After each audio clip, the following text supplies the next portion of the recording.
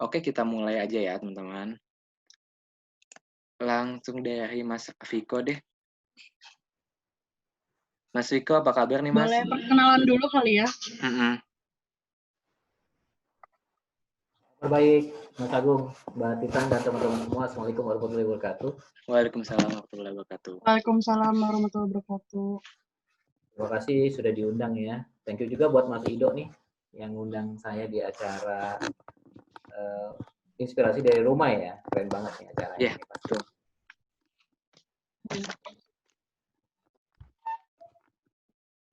Ya, silakan Mas Agung sama Mbak Titan. Oh, oke.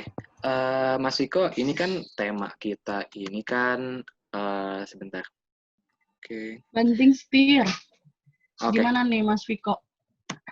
Mas Viko, Ya, ini kan Mbak tema kita kan kisah sukses dengan banting setir pekerjaan. Nah, aku tertarik nih sama banting setirnya. Emang sebelumnya tuh Mas Viko banting setir pekerjaan dari mana sih? Oh, oke. Mungkin pertama-tama aku kenalin diri dulu kali ya. Bentar Siap. ya. Aku share materi, aku kayaknya ada deh yang materi profil ya. Oke, boleh. Jadi kalau teman-teman semua nih yang hadir, thank you ya udah hadir. Sebentar ya Mas, saya share ya Mas ya.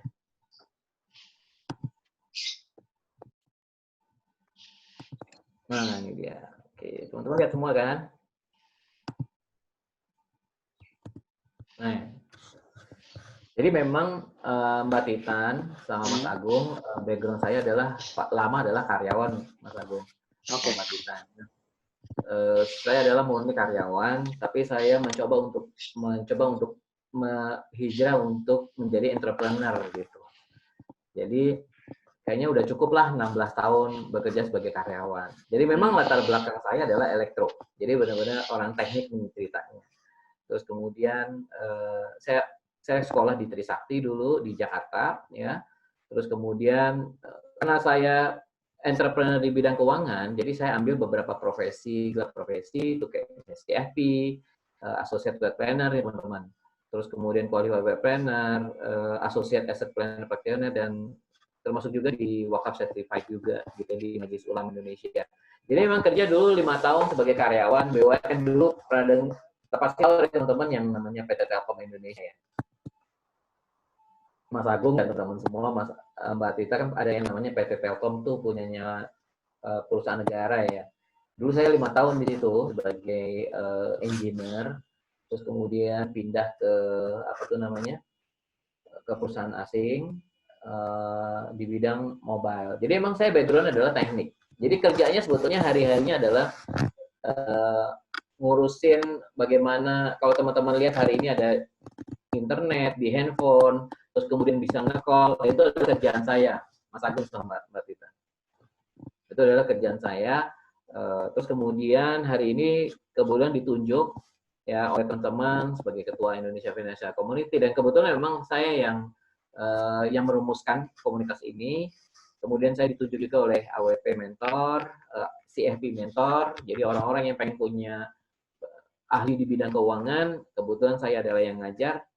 Kemudian saya juga ditunjuk oleh FPAI, Ketua FPAI untuk ngurusin literasi keuangan di Indonesia, dan ya sampai sekarang saya memang di berkecimpung di usaha yang berbau keuangan itu sih sampai saat ini. Mungkin sudah 10 tahun lah. Nah, jadi memang sempat dulu kerja sembari belajar gitu ya. Jadi nggak murid begitu keluar dari kantor, terus kemudian kerja, maksudnya keluar dari kantor terus kemudian langsung bisnis, enggak. Jadi sambil ngantor sambil bisnis nih Mas sama Mbak Tita dan teman-teman semua. Itu sih. Oh, jadi tuh Mas. Cerita. Jadi pertama-tama Mas nggak langsung banting setir full usaha dulu, tapi tetap jadi karyawan juga ya, sembari gitu ya? Iya, jadi sebetulnya dulu pernah baca buku sih sebetulnya Mas Agung. Kalau teman-teman baca buku Robert T. Kiyosaki itu yang membuat saya bahwa kayaknya kalau dia bilang adalah sebetulnya jadi karyawan oke sih gitu. Sebetulnya jadi karyawan oke, cuman aktif income gitu. Artinya, toh saya juga betah juga jadi karyawan 16 tahun gitu Mas Agung sama Mbak Titan ya, sama teman-teman semua. Tapi saya merasa bahwa kayaknya ada sesuatu yang kurang gitu. Satu yang pertama adalah setelah saya pensiun ini gimana gitu.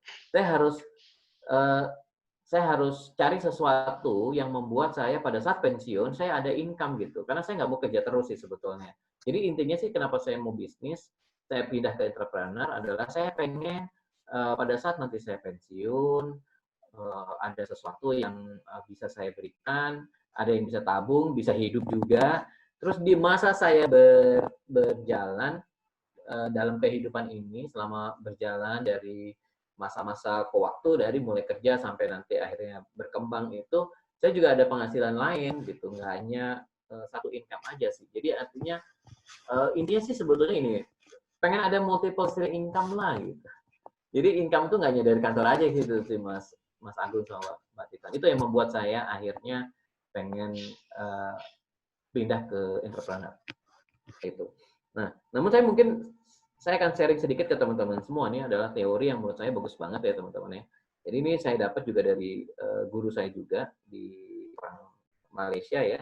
Dan dia pada saat membuat konsep ini, cerita konsep ini, itu saya tertarik banget ya. Langsung saya terinspirasi banget gitu dengan konsepnya dia gitu.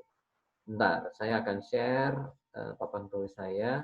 Boleh nggak apa-apa ya, Mas Iya, nggak apa-apa, Mas. Agung Silakan, dan Mas. saya share ya.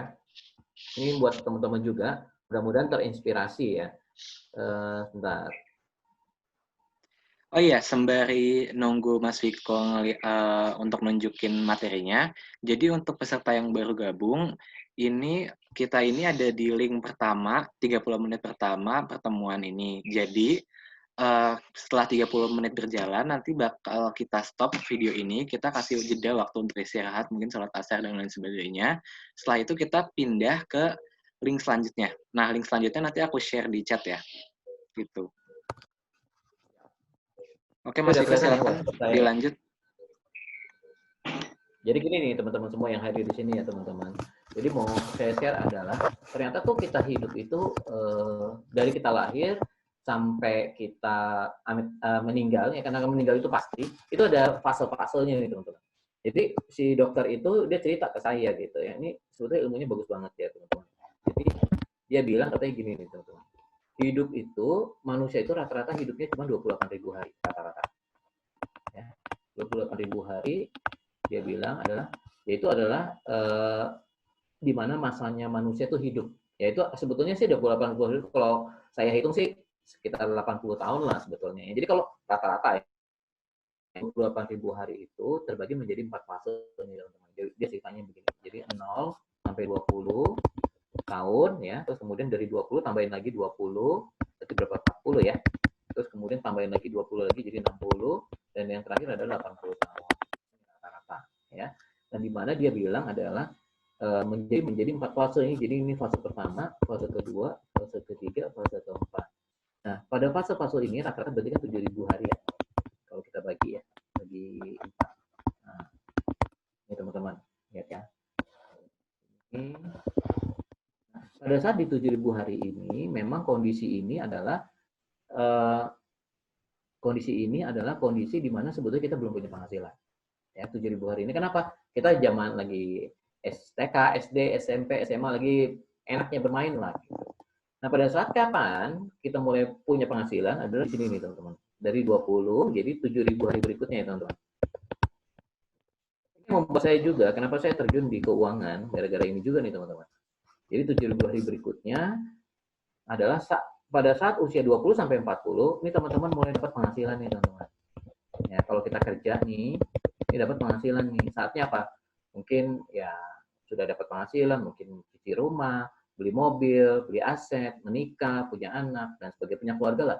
Di area 20 sampai 40 ya. Kemudian apa? Dari 40 nanti 60 itu mulai lagi nih di sini.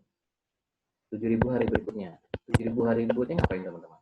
Ini saatnya, ini tuh udah punya penghasilan. Nah, tugas kita di sini adalah di 7.000. Mungkin teman-teman yang hadir di sini usianya mungkin belum di fase 3 ya. Nah, 7.000 hari berikutnya adalah teman-teman akan masuk ke area yang fase ketiga ini adalah ngapain sih? Saatnya adalah asetnya dinaikin. Baru nanti di fase yang terakhir nih, fase impian. Nah, ini teman-teman pada saat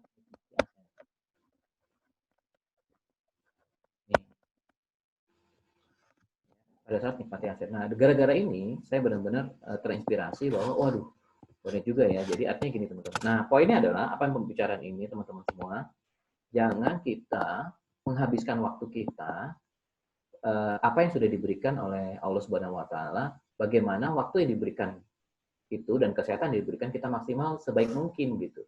Dengan apa? Yang pertama belajar. Bagaimana belajar yang ke lebih baik ya. Belajar di mana aja, pokoknya belajar. Terus yang kedua adalah bagaimana waktu-waktu kita itu dibuat seperti waktu yang produktif. Jadi artinya saya nggak bilang bahwa dokter itu nggak bilang bahwa kita nggak boleh main. Boleh main, tapi ada batasnya.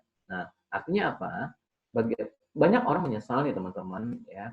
Pada saat orang udah masuk fase 2, di sini nih teman-teman. Fase 2 sampai fase 3, banyak menyesal adalah mereka menyesal kenapa kok kerjanya nggak maksimal. Karena kenapa? Karena keberhasilan kita itu kan di fase 4 nih teman-teman. Kehidupan kita tuh keberhasilan kalau kita dikasih umur ya. Keberhasilan kita tuh di fase 4. Pada saat fase 4 apa? Mungkin anak kita nanti menikah, mungkin anak kita mungkin nanti sekolah, kuliah yang S2 lah dan sebagainya. Itu kan butuh dana yang sangat-sangat besar. Nah, keberhasilan kita itu tergantung dari fase ini. 2 dan 3. Ini saya coret merah ya. Jadi artinya kenapa? Waktu keberhasilan kita dalam di dunia ini adalah hanya 14.000 hari saja. 14.000 hari aja. Nah, dalam 14.000 hari ini, bagaimana teman-teman bisa memaksimalkan kehidupan ini? Ya, apabila kita diberi kesehatan, maka maksimalkan 14.000 ini. Apa? Dengan belajar. Ya seperti ini. Ini bagus banget ya. Ini benar-benar tempat sarana inspirasi buat teman-teman anak-anak muda kita. Jangan sampai, karena apa? Zaman dulu saya nggak ada yang ngajarin kayak gini teman-teman. Jadi artinya apa? Pada saat sekarang, maka belajarlah yang banyak ya supaya kita dapat referensi, dapat insight baru dan sebagainya.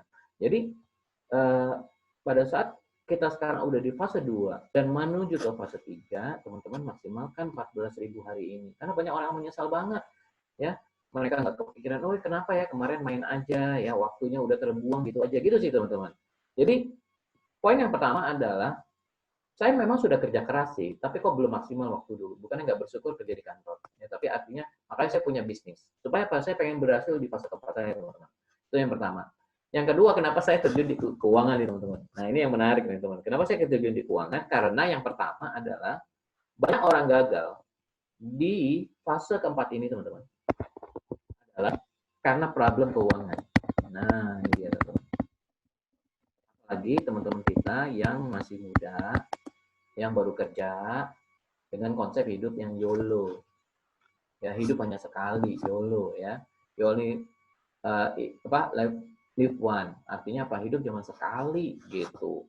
Jadi nikmatin aja gitu. Nah, ternyata kenapa saya terjun di keuangan ini? Karena saya pengen memberikan edukasi kepada masyarakat semua, terutama teman-teman yang muda nih, teman-teman.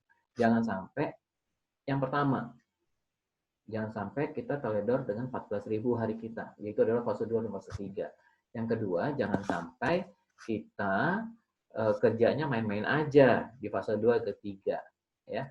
Yang berikutnya adalah jangan sampai pada saat kita dapat penghasilan, uangnya dihambur-hamburin, teman-teman. Itu. Kenapa saya pengen berada di bisnis perencanaan keuangan ini adalah karena itu. Karena saya nggak pengen kejadian kayak saya gitu. Jadi terus aja teman-teman ya. Mungkin Mas Agung sama Mbak kita dan teman-teman semua yang hadir di sini ya.